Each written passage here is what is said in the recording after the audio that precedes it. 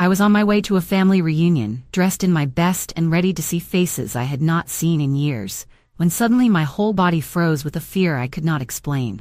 I turned pale, leaned closer to my husband and whispered with trembling lips, "Turn the car around, now." He looked at me with confusion, asking softly, "Why?" And all I could say was, "Just trust me." That one choice, that single moment, saved our lives. Thank you so much for watching and giving me your time. It means more than I can ever put into words. And before I go any further, I would love to know where you are watching from, so please tell me in the comments, because I always enjoy seeing how far my voice can travel and how many hearts are listening. You see, when I sat in that car with my husband's hands steady on the wheel, and my own voice breaking as I begged him to trust me, I felt a storm inside me that I could not quiet. It was not just fear. It was something deeper, something that told me the path ahead was not safe. And I could not explain it with reason, but I knew it with every fiber of my being. I looked out the window at the road stretching endlessly forward, the gray clouds heavy above us, and my mind replayed every strange word my son had spoken to me on the phone the night before. The way his tone seemed rehearsed, the way he insisted I arrive at a very specific time as though nothing else would do. And the memory of it all wrapped around my heart like a cold chain until I could barely breathe. I sat there with my husband glancing at me from the corner of his eye, clearly worried, but still keeping quiet. Because he knew after all our years together that when I spoke with that kind of trembling certainty, it was not without reason. And in that silence between us the truth began to settle heavily. That this reunion might not be the warm gathering of love and laughter I had been longing for, but instead something far more sinister, waiting at the end of the road. I should tell you a little about myself, because without knowing the road I have walked, you cannot fully understand why that moment in the car shook me so deeply. I am a woman who has lived long enough to see joy and sorrow braided together like threads in a single cloth. I raised a family with hands that knew the ache of hard work and a heart that beat only for their well-being. I have known the weight of bills piling high on the table and the sound of my own footsteps echoing in the dark when I thought I had no one to lean on. Yet through it all, I kept pushing forward because I believed that the sacrifices I made were for a greater good. I carried those children when they were small. I worked extra hours when they needed shoes or books. I gave up my own comforts so they would never feel the kind of hunger or shame that once pressed down on me in my youth. And every wrinkle on my face is a map of the struggles I endured to keep our family whole. Over the years we made traditions, some small, some grand, and among them the family reunion was one I held especially close to my heart, because no matter how far we had all scattered, no matter how heavy the world grew, that day was meant to be our reminder that blood and memory tied us together stronger than any storm. I would prepare weeks in advance, thinking of dishes that reminded us of home, pressing old dresses and packing little keepsakes that might spark conversations around the table. I wanted laughter. I wanted warmth. I wanted my children to remember that I had built this family with my own hands, and that my love for them was greater than anything else in this world. But things had started to change, and though I pretended not to notice, the signs were there in the way my son spoke less like a child confiding in his mother, and more like a man with something to hide. In the way his calls came at odd hours filled with urgency that did not match his words. In the way he began to speak of money, property, and inheritance as though they were heavier in his heart than loyalty and care. I told myself it was stress, perhaps pride, perhaps life pressing on him in ways I could not see, but in my quiet moments I felt a distance growing, a distance that scared me more than any storm because it told me that the boy I had once held so close might be slipping into a world where I no longer truly belonged. And still I kept hope, because a mother always keeps hope, even when she should not. So when he called and insisted that I must arrive at a certain time, that everything depended on my being there exactly as he wished, I pushed away the chill that crept up my spine and convinced myself it was nothing, just another detail, just another son trying to keep things in order. Yet in that car, with the road unraveling in front of us, and my heart beating louder than the tires against the pavement. I felt all those little signs crash into me at once. And I knew that this reunion was not going to be the warm reminder of family I had dreamed of, but something darker, something that would leave me questioning the very foundation I had built my life upon. The night before that drive kept replaying in my mind, as if every word my son spoke was carved into my chest.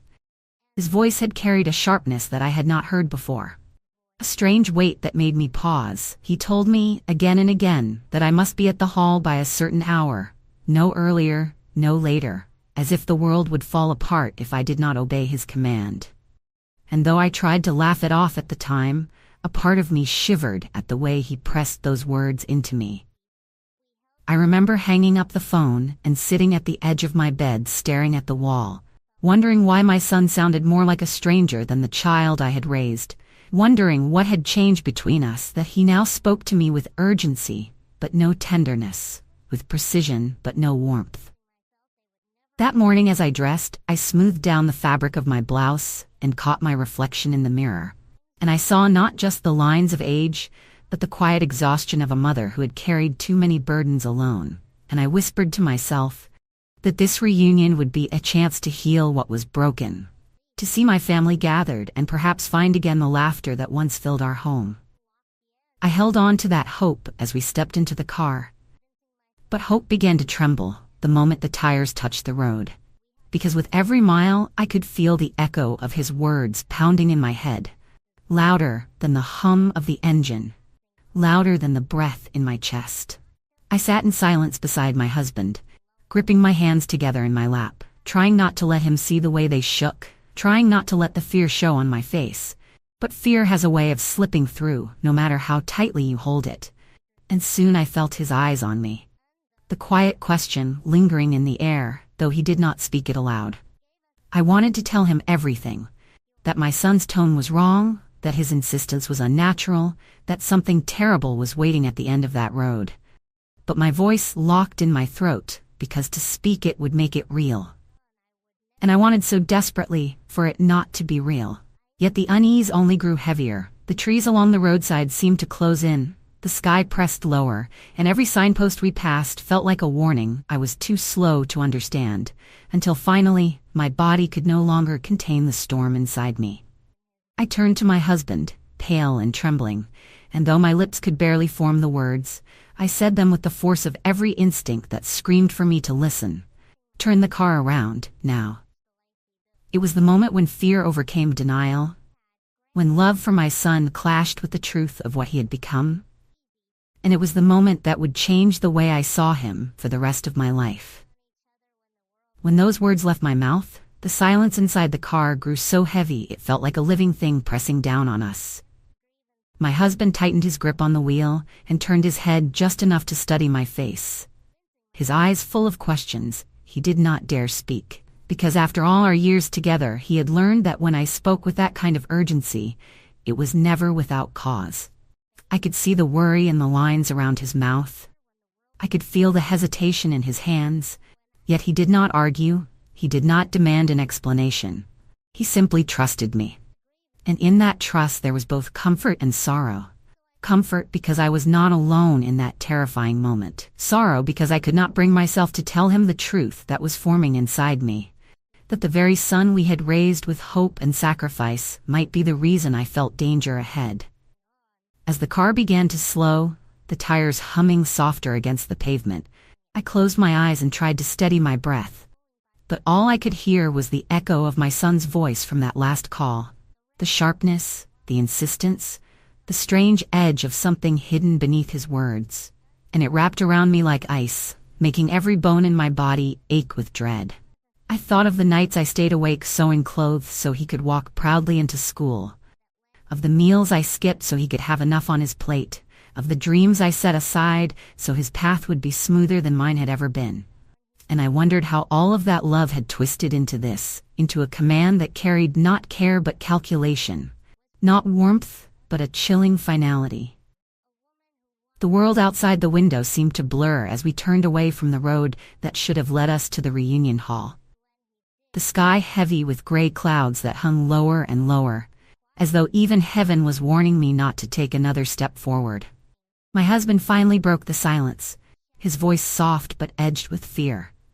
"Why are we turning back? What is happening?"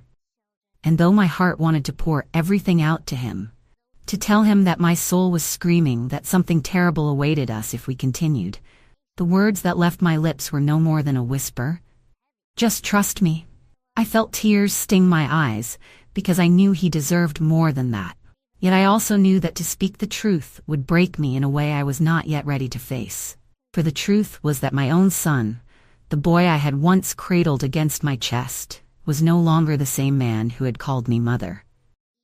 The car curved gently back toward home, the road behind us vanishing into distance, and as it did I felt a strange mixture of relief and grief. Relief that I had listened to the instinct pounding in my chest, grief because I understood that by saving myself I had also admitted something I had been fighting to deny. That my son's heart no longer beat in rhythm with mine, and that realization cut deeper than any wound I had ever known. As we drove away from that road, my body sank into the seat. Yet there was no true comfort in the motion, because every part of me still trembled, as if danger clung to my skin. And I could not shake the image of what might have happened if I had stayed silent and ignored the pounding in my chest. My husband kept his eyes fixed on the road ahead, his jaw tight, his silence heavy. And though he said nothing, I could feel the storm of questions swirling inside him. But he did not press me. And that quiet loyalty only deepened the ache in my heart. I wanted to reach for his hand, to explain everything I had pieced together in the hollow spaces of my mind. But the words felt like stones I could not lift. Because, how do you tell the man who built a family with you that the son you both raised might have guided you toward your own destruction? The rhythm of the tires seemed slower now. The world outside shifting into calmer roads lined with familiar houses. Yet the relief I should have felt never came, for in its place grew a grief so sharp it stole the air from my lungs. I thought of my son's smile as a boy, how he used to run into my arms after school, how he once held my hand as if letting go would mean losing everything. And I compared it to the man who had called me with such urgency, demanding I follow his instructions without question. A man whose words carried no love, only control. And that contrast was a wound I could not close. I sat there staring out the window, watching the trees blur into shadows, and in that moment, I realized that I was not just turning away from the reunion. I was turning away from the illusion I had been clinging to. The illusion that my son still cared for me as he once did. It felt like mourning, as though someone had died, yet he was still alive, still breathing somewhere out there. And the cruelest part was knowing that the person who had died was not me, but the version of him I had loved so completely. I whispered softly to myself, so low that even my husband could not hear. "Why would you do this to me? Why would you lead me into harm when all I ever did was give you everything I had?" The words tasted bitter on my tongue, and the silence that followed pressed harder than ever, because I knew there would never be an answer that could ease that pain. What I felt in that car was more than fear. It was the beginning of acceptance, that sometimes the greatest danger does not come from strangers on dark roads, but from the very ones who once promised to stand by you. And that truth was a weight I would carry from that day forward. When we finally pulled into our driveway, the engine's hum faded into silence. But inside me, the noise only grew louder, my thoughts colliding with one another, until I could hardly think straight.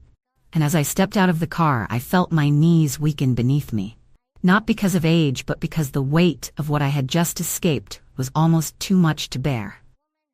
My husband placed a steadying hand on my arm, his eyes searching mine for answers. I still could not bring myself to speak, and I simply shook my head, too afraid that if I let the truth fall from my lips, it would shatter both of us in ways we might never mend. I walked slowly into the house, each step heavy, and as the door closed behind me, the familiar smell of home wrapped around me. Yet even that comfort could not erase the dread still clinging to my heart. It was only a short while later, as I sat in my chair trying to calm the storm within, that the world outside confirmed what my soul had already known. the radio buzzed with breaking news of a tragic incident near the very hall where we had been headed. Voices spoke of chaos, of lives lost, of details still unclear, and my breath caught in my throat, because I knew then without a doubt that my command to turn back had spared us from being swallowed by that darkness. My husband froze, his eyes fixed on me, realization dawning slowly across his face, and though he did not speak the question aloud, I knew he was asking himself how I had known, how I had sensed danger when no sign had been visible. I could not give him that answer, because even I did not understand fully, only that a mother's instinct is a force stronger than reason, stronger than sight, and it had screamed at me to flee. Yet even in that moment of grim relief, another truth pressed harder against my heart, because as the details continued to unfold, I began to see a thread woven into it all that led back to my son. Subtle at first, but impossible to ignore. And the chill that ran through me then was colder than the fear I had felt on the road. My hands trembled as I folded them in my lap, my eyes staring into nothing, because the voice I had heard on the phone the night before echoed now with a new and terrible clarity. His insistence that I arrive at that exact time, his sharp tone, his urgency, all of it no longer felt like worry or preparation. It felt like calculation. And the thought that my own flesh and blood might have tied me to that tragedy was almost more than I could bear. I sat in silence, the kind of silence that is louder than any scream. And I whispered inside myself that nothing would ever be the same again, because when you see the shadow of betrayal in the eyes of your own child, the world does not look the same, the air does not feel the same, and even the home you once found safe becomes a place where questions and sorrow sit beside you, like unwanted guests who will never leave. That night I could not sleep. No matter how tightly I closed my eyes, the images played again and again. The stretch of road that could have been our last, the sound of my son's voice pressing me toward that exact hour, and the news that confirmed disaster had struck in the very place he wanted me to be. I lay awake, with the darkness pressing against the windows, my husband breathing heavily beside me, and I wondered how close we had come to never lying here again. How close I had come to leaving this world, not by the hand of a stranger, but by the choices of my own blood. Every creak of the house made me sit up. Every shadow felt like a reminder that I was no longer safe in the way I once believed. Because danger was not outside my door, it was woven into my family. And that truth hurt more than anything else. As the hours stretched on, I began to think of all the little signs I had brushed aside. The way his calls grew shorter yet sharper. The way his eyes darted away when I asked about his life. The way he spoke of money and property, as if they were the only measures of love left between us. And I realized how blind I had been. How desperately I had clung to the memory of the boy he once was, instead of facing the man he had become. A mother tells herself that her child would never harm her, that beneath every cold word there is still the warmth of love. But in that sleepless night, I could no longer lie to myself. The puzzle pieces fit too perfectly, the timing too exact, and the echo of his tone too hollow of care. By morning my body was exhausted, but my mind was sharper than it had been in years, and though it broke me to admit it, I knew I had uncovered something darker than chance. It was not fate that nearly pulled me into that tragedy. It was design, and the one who designed it was the very son I had carried through sickness and hunger, the son whose life I had built with my bare hands. I sat at the kitchen table staring into a cold cup of tea, my heart heavy with both grief and fury, because the love I had poured out without measure had been met not with gratitude, but with betrayal, and that realization carved a wound so deep I feared it would never heal. I told myself then that I could no longer ignore what was in front of me, that silence might have saved me once on that road, but silence now would only allow the shadow to grow darker. And though my body felt weak, my spirit began to stir, because when you realize the hand that might destroy you belongs to your own child, you either surrender to despair or you stand to protect yourself. And I knew in that moment I would never surrender. The days that followed felt like walking through a fog, every sound muffled, every moment heavy. Yet inside me there was a sharpness that would not let me rest. Because once the seed of truth is planted, it keeps growing until you cannot ignore it anymore. I moved through my home with the weight of memories pressing down on me. Photographs on the walls smiling back at me from years when love still seemed simple. When I believed that family was unshakable. And I could not stop the tears that rose each time I wondered how the boy in those pictures had become the man who nearly led me to ruin. I held those frames in my hands, my fingers brushing over the faces, and I felt both love and grief in equal measure. Because love does not vanish even when trust is broken. It lingers like an ache in the chest, reminding you of what was lost. It was during one of those long afternoons, when I sat staring at the floor trying to gather the pieces of myself, that a voice cut through my sorrow. Gentle but firm, it was my granddaughter who had come to check on me, her eyes bright with concern, her presence a light in the dimness I had been drowning in. She asked questions with care, not prying but noticing, and when I hesitated, she placed her hand on mine, as if to say that she could carry part of the weight if I let her. Slowly, haltingly, I began to share what had been haunting me, the phone call, the insistence, the dread that had filled me on the road, the news of the tragedy, and the shadow of betrayal that I could no longer deny. She listened with a seriousness that told me she understood far more than her years should allow. And when I finally fell into silence, she leaned closer and whispered something that sent another chill through me. She told me she had overheard fragments of a conversation, words my son had spoken carelessly when he thought no one was listening. Words about money, about timing, about making sure things happened in a certain way. Her voice trembled as she told me, because she too did not want to believe it, yet the truth was already clear to both of us. That moment bound us together in a new way, no longer just grandmother and granddaughter, but allies standing against a storm we never thought would come from within our own blood. As she held my hand tighter, I felt a flicker of strength return to me. A reminder that even in betrayal there are still those who stand with you. Those who see your pain and refuse to let you bear it alone. The sorrow did not vanish, the wound did not close, but for the first time since that drive I felt a steady light shining through the darkness. And I knew then that while my son had broken something sacred, he had not broken me completely. Because love, when it is true, always finds a way to keep you standing. With her words still echoing in my mind, I realized that silence would no longer protect me. Silence had spared me once on that road, but now it would only give power to the betrayal festering in the shadows. So I gathered the little strength I had left and decided to face the truth head on. My granddaughter sat with me, her hand warm in mine, and she told me gently that I could not carry this burden alone any longer, that it was time to confront what I already knew in my heart. And though fear ran through me like cold water, I nodded, because she was right. There comes a moment when running is no longer possible. When you must stand, even if your knees shake beneath you.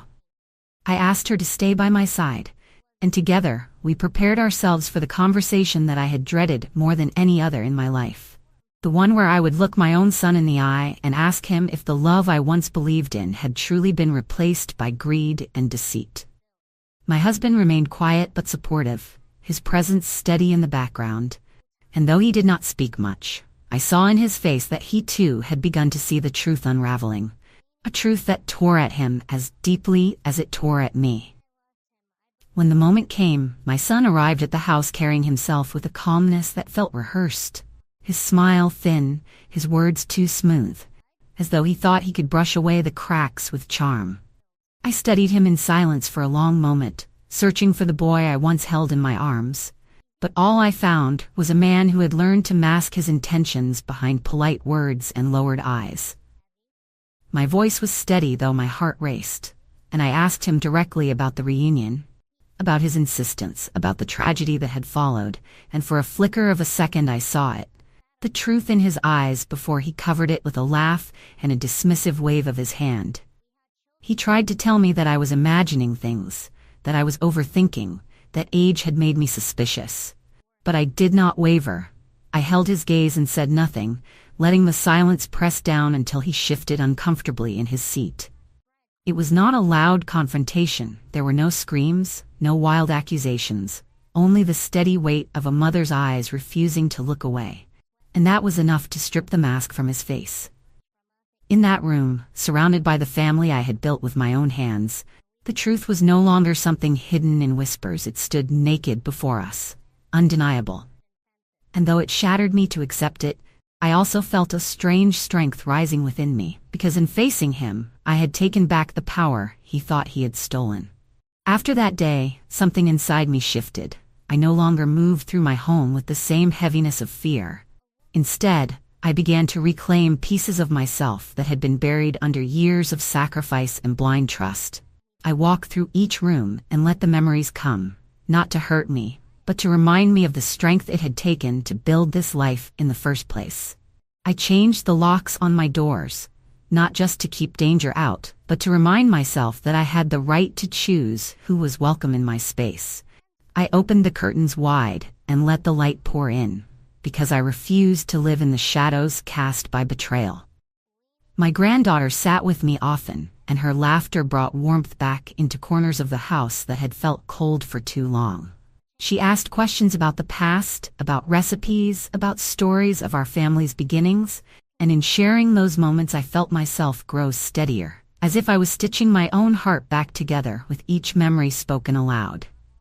My husband, though quieter, showed his love in the ways I had always known, by keeping the garden trimmed, by fixing the small things around the house without being asked, by sitting beside me in silence when words were too heavy. And though he carried his own sorrow, his steady presence was a constant reminder that not all bonds can be broken. That some love stands firm even in the face of heartbreak.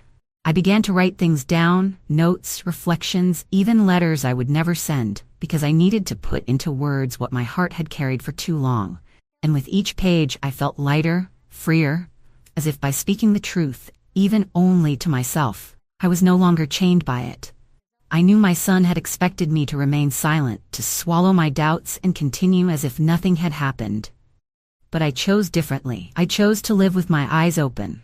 I chose to protect the little piece I had left, and in doing so I found a new kind of strength, quieter, but deeper than before. There was still grief. Yes, there was still the ache of looking at his face and seeing the distance that could never be crossed again. But I no longer let that grief define me. I no longer let it silence me. Instead, I carried it with dignity, like a scar that tells the story of survival. And I reminded myself each day that while I could not control the choices of others, I could control my own. And I chose to keep standing, to keep living, and to keep my heart open for those who truly deserved it. As the days turned into weeks, I thought perhaps the sharp edges of the truth might soften. That time would ease the sting of what I had uncovered. But instead the pieces kept falling into place, each one confirming what my heart had already known, and with every detail that surfaced the wound cut deeper. Whispers from relatives reached me, small fragments of conversations that were never meant for my ears, about money being spoken of too soon, about plans that hinged on my absence, about opportunities that would only come if I were not there to stand in the way. At first I wanted to dismiss them as gossip, but they matched too closely with the tone I had heard in his voice, too neatly with the timing of that tragic incident, and soon there was no denying it. My son's plan had not been careless, it had been deliberate. I remember sitting alone one evening with the last of the daylight spilling across the floor, holding a letter I had found tucked away, not addressed to me, but carelessly left behind in a pile. And the words on that page broke me in ways I cannot fully explain, because they spoke of inheritance, of property, of what would happen when I was gone. Written not in grief or preparation, but in calculation. As if I were not his mother at all, but simply a barrier to be removed. My hands trembled as I set the paper down, my chest tightening until I thought I could not breathe, because that was the moment I understood completely. The reunion was never meant to be a gathering of love. It was meant to be the stage for an ending, my ending. The weight of it nearly crushed me, and I sat there for what felt like hours, staring at the walls I had built with my own sacrifices, the home that held every laugh, every tear, every piece of myself. And I whispered aloud, though no one was there to hear. How did we come to this? How did love twist into something so cold? I wanted to scream, I wanted to weep, but instead I sat in silence, because silence was all I had left. Silence and the aching knowledge that the boy I once cradled had grown into a man I no longer recognized. And yet, even in that pain, a small fire began to burn within me, not of rage but of resolve. Because though betrayal had carved a deep wound, it had also opened my eyes, and I knew I could never look at him the same way again. From that day forward, I carried myself differently, not with bitterness, but with a clarity that could not be shaken. Because when you see the mask fall from the face of your own blood, you learn to trust not their words, but the instincts that rise in your chest, the instincts that saved my life and would guide me for the rest of my days. From that moment on, my world was never the same. Because though I still saw my son's face and heard his voice, the image I once carried of him as my pride and joy had been stripped away, leaving behind someone I could no longer trust, someone whose love had been replaced by shadows I could not ignore. I moved through each day with the quiet strength of a woman who has faced the unthinkable and survived, reminding myself that my instincts had saved me, that listening to the voice inside my chest had given me the chance to stand here and speak these words to you now. I carried the grief like a stone in my pocket, heavy but no longer crushing me, because I had chosen not to let betrayal define me, but to let survival guide me. And though I could never look at him the same way again, I learned that sometimes the hardest lesson is knowing that blood does not always mean loyalty, and love must be measured not by words, but by actions. Thank you for staying with me until the very end of my story. It means more than I can say. And if my voice has touched you, please subscribe, share this with someone who needs to hear it, and leave me a comment, because I would love to know your thoughts and where you are watching from.